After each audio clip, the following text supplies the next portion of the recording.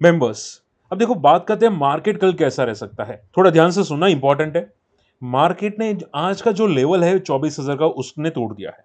ठीक है, अब देखो डाउ जोन्स आज भी पॉजिटिव है, नेस्डेक आज थोड़ा सा नेगेटिव है, बट निफ्टी ने इंपॉर्टेंट लेवल्स तोड़ना स्टार्ट किए हैं जो 24,000 का लेवल है।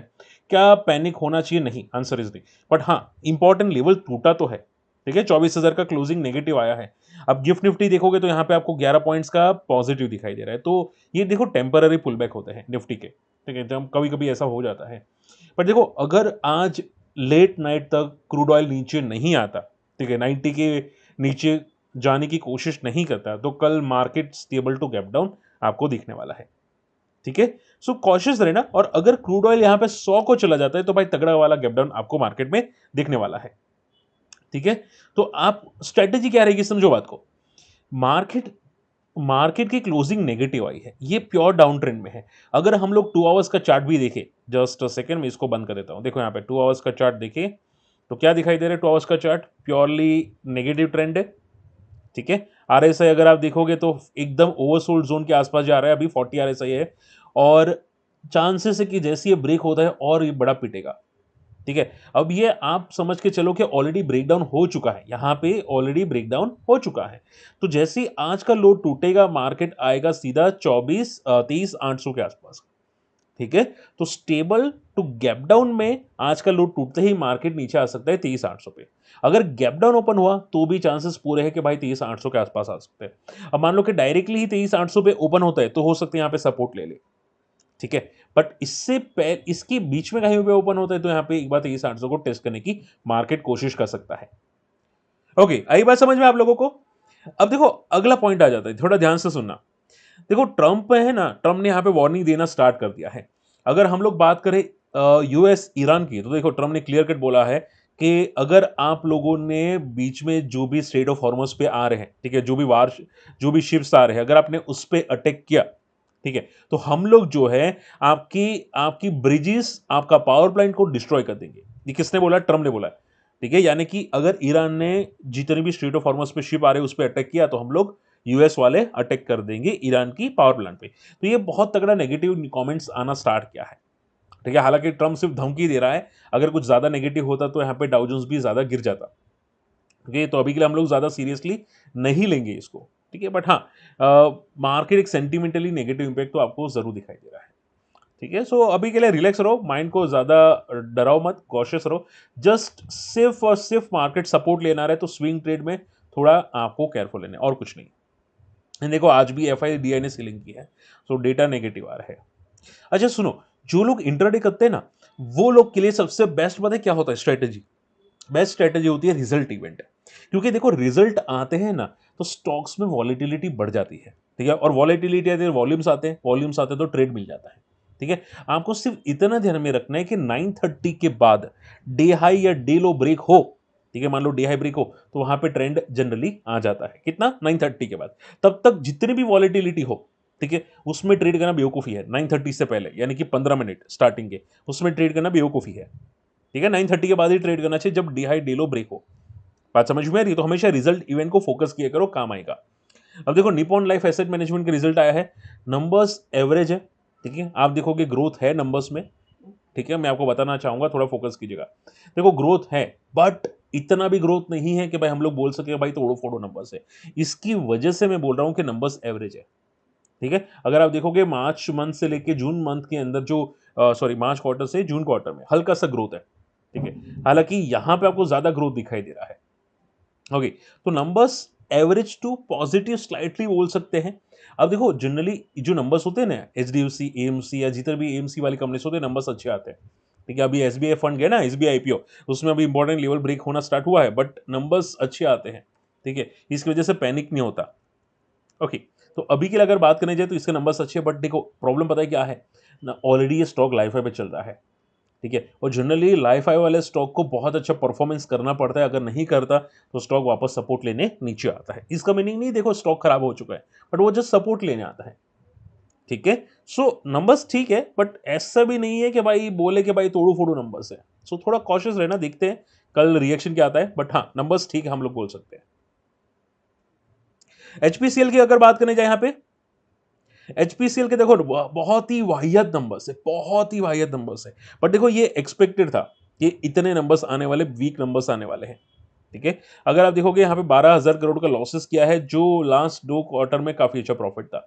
अब देखो हम लोगों ने आप लोगों से बातचीत की थी, समझाया था आप लोगों को कि ये जितने भी ओएमसी कंपनीज है, जितने भी ऑयल रिफाइनिंग कंपनीज है, ये सबके वीक नंबर्स आने वाले हैं। ठीक है, बट जितना मार्केट में हल्ला हुल्ला हो रहा था कि भाई ओएमसी को इतना लॉस हो गया, 1 साल का प्रॉफिट चला गया, ऐसा नहीं है। यस, ऐसा नहीं है बिल्कुल भी। अगर आप बीपीसीएल को फोकस करोगे तो इनके जो देखो लास्ट 2 क्वार्टर में प्रॉफिट कितना है, 6,800 करोड़, 5,600 करोड़। लॉस कितना आया, 1,800 करोड़ का लॉस आया है। ठीक है, ये एक क्वार्टर के भी बराबर लॉसेस नहीं है। तो ये जो हल्ला हुल्ला हो रहा था ना, वो सब बेतुकी की बातें हैं। ठीक है, देखो भाई जिसको गवर्नमेंट की चाटनी है चाट सकता है, कोई फर्क नहीं पड़ता। ठीक है, बट सिंपल आंसर है, जो इतना हुल्ला कर रहे थे ना कि 1 साल का प्रॉफिट चला गया है, ये ओएमसीज का, ये सब देखो, ये जितने भी होते हैं ना, सब खा के बैठे होते हैं। ठीक है, दबा के खाते हैं। ठीक है, तो होता क्या, उनके पक्ष में बोलना पड़ता है। अब आप जैसे कि मान लो किसी की रोटी खाते हैं, तो क्या उसका खराब बोलते हैं? नहीं बोलते। ठीक है, अगर बोलते तो ईडी की रेड हो जाती है। ठीक है, गलत साबित करके बता मुझे कि अगर आप बोलो और ईडी की रेट ना हो। ठीक है, तो होता क्या है कि ये इतने खराब नंबर्स नहीं है बीपीसीएल के और इवन एचपीसीएल के। ठीक है, एचपीसीएल के भी अगर आप नंबर्स देखोगे तो यहां पे 2 क्वार्टर का प्रॉफिट गया है, लेकिन तीसरा अगर पूरा साल देखे तो अभी भी प्रॉफिटेबल है। देखो, तो पी कब आती है, प्राइस टू कब आता है, जब प्रॉफिटेबल होती है, तो स्टिल पी आपको यहां पे दिखाई दे रही है। ठीक है, और इन्होंने करोड़ों रुपए छापे, अरबों रुपए छापे हैं, अरबों रुपए। ठीक है, जिसका आप विश्वास नहीं कर सकते। ओके, सो एक लिमिट होती है छापने की, बट एनीवे नंबर्स अच्छे हैं। ठीक है, बीपीसीएल के तो बहुत तोड़ू फोड़ू नंबर्स है, तो वो कोई एंगल से खराब नहीं है। एचपीसीएल के स्लाइटली कम है as compare to BPCL, but ये एक्सपेक्टेड था। ठीक है, कोई कोई ज्यादा खराब नंबर्स नहीं है। बट अगर हम लोग चार्ट्स देखें तो इसका सपोर्ट बनता है 320 का। ठीक है, अब यहाँ पे देखो थोड़ा वॉलेटाइल ये होता जरूर है, बट ये भी अब चलना स्टार्ट किया है एचपीसीएल ने। ठीक है, तो अगर मान लो डीप आता है तो वापस यहाँ पे सपोर्ट लेके वापस बाउंस बैक करने की कोशिश कर सकता है। ओके, तो नंबर्स ऑल इन ऑल काफी पॉजिटिव हम लोग बोल के चल सकते हैं बीपीसीएल एचपीसीएल के, बट देखते हैं यहाँ पे। ओके, सबसे तोड़ फोड़ो नंबर्स पता है किसके आए हैं? ओ एफ एस एस, भाई अनबिलीवेबल। मैं सीरियसली बोलूं ना, आज जितने भी नंबर्स आए हैं दिस क्वार्टर में, क्वार्टर रिजल्ट में, one of the best ever ever number of a Oracle finance services. ठीक है, ओ एफ एस एस बोलते हैं इसको। देखो यहाँ पे इसके नंबर यहाँ पे देखो, यहाँ पे अपडेट नहीं हुआ है। लास्ट क्वार्टर में अगर आप देखोगे 842 करोड़ का प्रॉफिट था, लास्ट ईयर के अंदर 642 करोड़ का प्रॉफिट था। अभी कितना प्रॉफिट आपको दिखाई दे रहा है? 114 बिलियन का, यानी कि यहाँ पे अप्रोक्सीमेटली आप समझ के चलो 1100 करोड़ का अप्रोक्सीमेटली प्रॉफिट आपको दिखाई दे रहा है। अनबिलीवेबल प्रॉफिट है। ठीक है, अब ये प्रॉफिट में बंदा क्यों ना भागे, सिंपल क्वेश्चन है। ठीक है, भागे नहीं भागे पता नहीं, बट जाना तो चाहिए। ठीक है, दम है इतने अच्छे रिजल्ट्स में। ओके, सो देखते हैं यहाँ पे नंबर्स तो बहुत ही तोड़ू फोड़ू है। अब इसका देखो रेजिस्टेंस बनता है यहाँ पे 1200 का।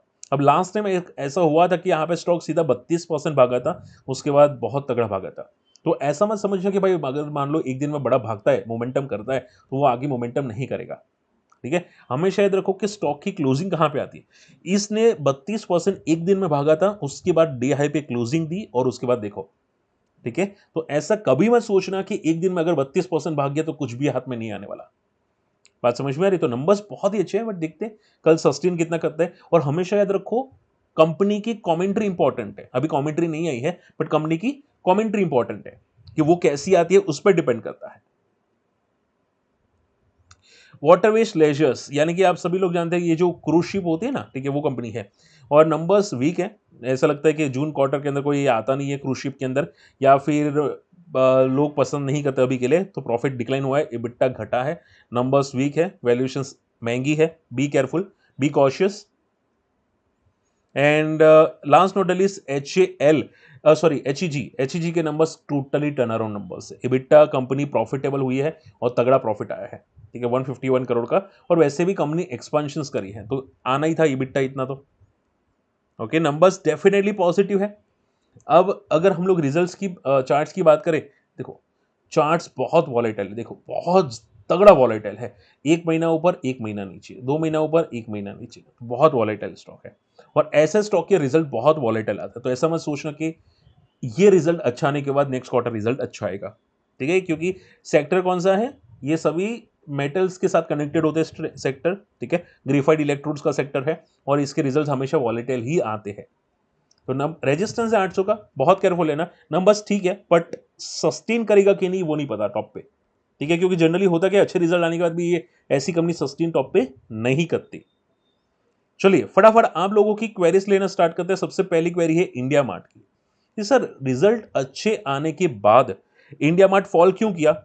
सिंपल बात है सर, इंडिया मार्ट फॉल करने का रीजन ये था कि बड़े प्लेयर्स को नंबर्स अच्छे नहीं लगे, उनको लगा कि इनका जो सब्सक्राइबर काउंट है, ठीक है, वो फॉल कर रहा है, इसकी वजह से उनको नंबर्स ये अच्छे नहीं लगे और ये यहाँ पे फॉल करता हुआ दिखाई दिया इंडिया मार्ट, ठीक है। देखो ये बड़े प्लेयर्स हमेशा हरामपंती करते हैं, उनको इंडिया मार्ट नहीं पसंद है। जैसे कि मैं बोलता हूँ कि बड़े प्लेयर्स का हॉट फेवरेट स्टॉक, वैसे India mart worst favourite stock, उनको पसंद ही नहीं है इंडिया मार्ट, ठीक है, कहीं भी कर ले कुछ भी कर ले इंडिया मार्ट पसंद नहीं आता।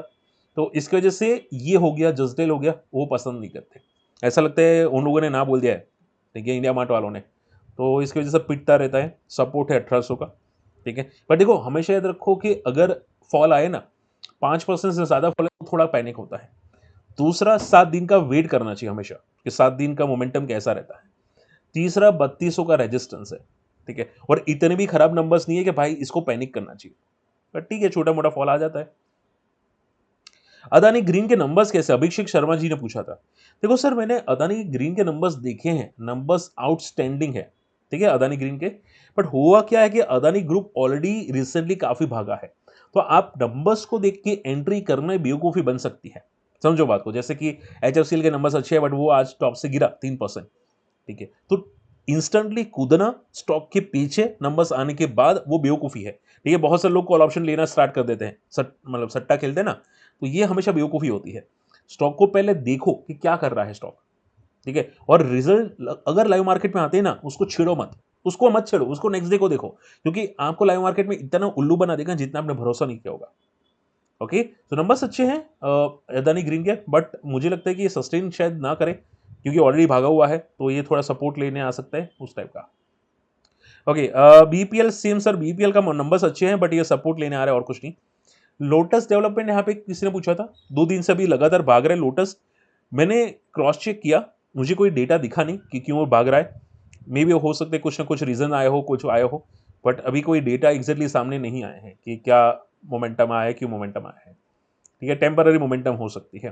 कंपनी अच्छी है, खराब नहीं है, बट अभी एक रेजिस्टेंस है 170 से लेकर 180 का, तो अगर ये पुल बैक हुआ है 2 दिन से तो केयरफुल है ना, क्योंकि एक रेजिस्टेंस के आसपास ये बंदा जा रहा है। और अदानी ग्रीन बता चुका हूँ, इंडिया मार्ट बता चुका हूँ, एसआरएफ जीबी पावर डिस्कस कर लेते हैं। किसी ने पूछा था कि सर एसआरएफ पे क्या चल रहा है। देखो एसआरएफ के नंबर्स अभी बहुत अच्छे आए हैं, मैंने चेक किया यहाँ पे नंबर्स में काफ़ी अच्छा ग्रोथ है, आउटस्टैंडिंग नंबर्स है एसआरएफ के, ठीक है, और ये जो सेक्टर होते हैं ना बहुत ही बेटर सेक्टर है, बहुत ही बेस्ट सेक्टर है, ठीक है, और इतने अच्छे नंबर्स आए कि भाई इसको ब्रेकआउट तो करना चाहिए, अब करेगा नहीं करेगा नहीं पता बट करना चाहिए, ठीक है। अगर आप देखोगे इसने बहुत अच्छा सपोर्ट लिया 2400 पे, जो यहाँ पे एक मल्टी ईयर सपोर्ट था, रेजिस्टेंस है 3200 का, नंबर स्ट्रॉन्ग है, टोटली आउटस्टैंडिंग नंबर्स है। अब ये लेवल ब्रेक करेगा कि नहीं वो आने वाले 5-6 दिन में पता चल जाएगा, मोमेंटम आएगी ना तब। जेपी पावर सर ये पिट क्यों रहा है अच्छे रिजल्ट आने के बाद, सर आप समझो, देखो समझो बात को, जेपी पावर पिटने का जो रीजन है ना वो टेम्पररी है, ठीक है, ये होता क्या है कि अदानी ग्रुप की वजह से मोमेंटम कर जाते हैं, अब ये देखो इसकी ग्रोथ सस्टेन होनी चाहिए, समझो बात को, ठीक है, बड़े प्लेयर्स इसको बहुत मैनिपुलेट करवाते हैं बट इसकी ग्रोथ सस्टेन होनी चाहिए। और मान लो आप ट्रैप हो गए तो मैं आपको सिंपल बोलूंगा, देखो आपको रखना नहीं रखना आप पे डिपेंड करता है, बट अगर ट्रैप हुए ना तो कभी कभी होता है कि ये स्टॉक नीचे आता है, सपोर्ट लेता है, वापस चला जाता है, भागता है, ठीक है। तो बहुत सारे लोग क्या करते हैं कि भाई सपोर्ट आता है वहाँ पे ऐड कर लेते हैं, वहाँ ऊपर आता है निकाल देते हैं, ये बहुत सारे लोग करते हैं, ठीक है। तो अभी के लिए सपोर्ट है 12 का, देखते हैं कहाँ पे मोमेंटम करता है, बट ये कोई पैनिक सिचुएशन नहीं है, समझो sir. And last not the least Pidilite, किसी ने पीडीलाइट के बारे में पूछा था।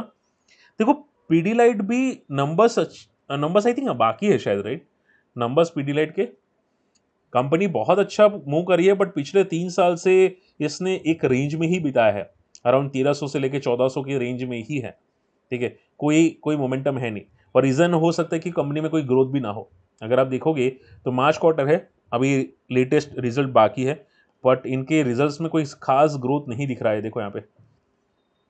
अच्छा, ओके, 66 की पी है, इसकी वजह से ज़्यादा ग्रोथ नहीं बता रहा है, ऑलरेडी सेक्टर के हिसाब से बहुत ज़्यादा ओवर वैल्यूड है, तो ग्रोथ है ना, तो वो अपनी ग्रोथ को पचा रहा है। होता है सर, कभी कभी होता है, ठीक है? स्टॉक ग्रोथ को पचाने के लिए साइडवेज हो जाता है, तो ये बस ऐसा ही है, ठीक है? अगर आपको ऐसा लगता है कि इसके रिजल्ट्स अच्छे आए हैं, तो कम से कम 800 करोड़ का प्रॉफिट आना चाहिए, तो शायद ये ब्रेकआउट करे। क्लियर?